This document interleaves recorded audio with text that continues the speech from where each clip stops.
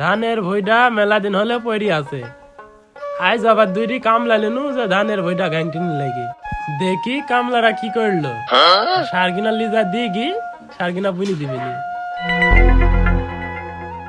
ভাই আজ যদি গৃহস্থ টাকা দেয় বুঝছেন, তাহলে আজ কি ভালো মন্দ ফল কিনবেন ইফতারি করার জন্য।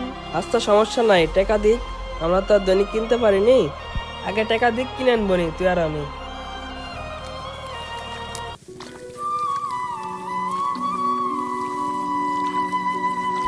ওই কিরে ধান ঘাংটি নাইলো?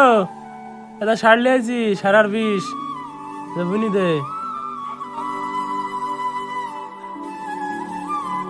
আসতে আসতে আসতে থামেন, চলে আসি। হয়তো সার লিয়ে আছে মনে হয়, সার দিতে হবে।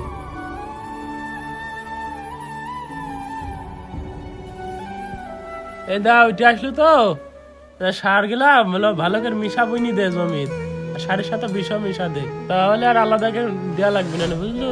আচ্ছা ঠিক আছে। তাহলে আমি বাড়িতে গেল। হ্যাঁ আচ্ছা বাড়িতে যান, আমি সারটা দিয়ে আসছি।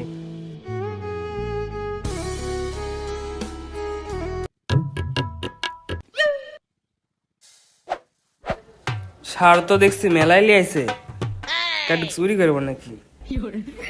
না, রোজা রমজানের দিন এসব কাজ করা যাবে না। এখন থেকে ভালো হয়ে যাবো, আর জীবনেও খারাপ কাজ করবো না। ভালো হওয়ার এই সুযোগ, রমজান চলে গেলে আর ভালো হতে পারবো না। আজ আবার জুম্মার দিন, 7টার বুনে দিন সকালে যা নামাজ ধরতে হবে আবার।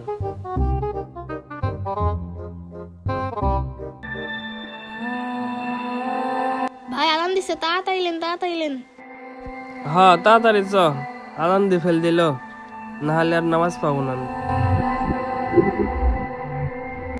আদিশে আছে শ্রমিকের ঘাম শুকানোর আগে তার মূল্য পরিশোধ করা। যাই টাকাটা তার দিয়ে আসি। ঠিক আছে, সকাল সকালে চলে আইছো? হ্যাঁ কাজ সারি দিছি। আচ্ছা ঠিক আছে, লাও টাকা লাও।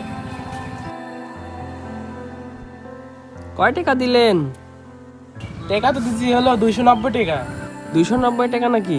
আমার এত টাকা হচ্ছে 500 টাকা বিল, 290 টাকা দিচ্ছেন কে? 500 টাকা বিল? এত সকাল সকাল কাজ দিন চলে আইছিস, কাজ সম্পূর্ণ না করি এত 500 টাকা দিয়ে হবে?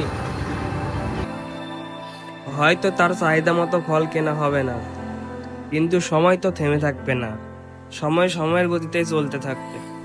আর বড় লোকরা তো শুধু গরিবদের ঠকাতেই যাবে, ঠকাতে ঠকাতে একদিন কবরে চলে যাবে। আর সব বড় লোকরাও কিন্তু এক নয়। যদি সব বড় লোক এক হতো, তাহলে আর এই পৃথিবী এতদিন টিকে থাকতো না।